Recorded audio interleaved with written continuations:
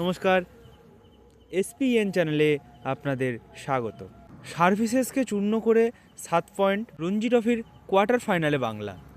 রঞ্জি ট্রফির কোয়ার্টার ফাইনালে পৌঁছে গেল অপরাজেয় বাংলা। কল্যাণীতে আজ চতুর্থ দিনে খেলা শুরু।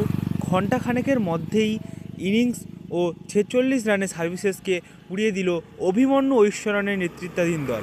চলিত রঞ্জি ট্রফিতে এটি বাংলার চতুর্থ জয়। তৃতীয় দিনের শেষে দ্বিতীয় ইনিংসে সার্ভিসেসের স্কোর ছিল 61 ওভার 8 উইকেটে 231 রান।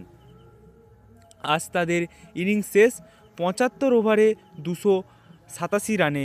জয়ন্ত গয়াত অপরাজিত থাকেন, 68 বলে 68 রান করে।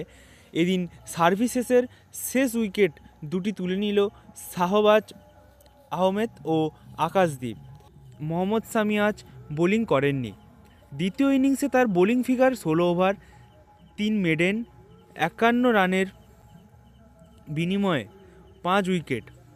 মুকেশ কুমার 5টি মেডেন সহ 17 ওভারে 56 রান খরচ করে ফেলেন, 2 উইকেট। মুকেশ কুমার 5টি মেডেন সহ 17 ওভারে 56 রান খরচ করে পেলেন 2 উইকেট।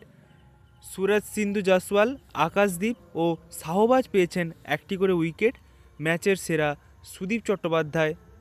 কোয়ার্টার ফাইনাল পর্ব নিশ্চিত হলেও গ্রুপ পর্বের শেষ ম্যাচের জয়ের লক্ষ্যে নামবে এলিট গ্রুপ সির শীর্ষে থাকা বাংলা। লাহলিতে স্পিন সহায়ক উইকেটে বাংলা একাদশে যে পরিবর্তন আনবে সেই ইঙ্গিত দিয়ে রাখলেন অধিনায়ক অভিমন্যু।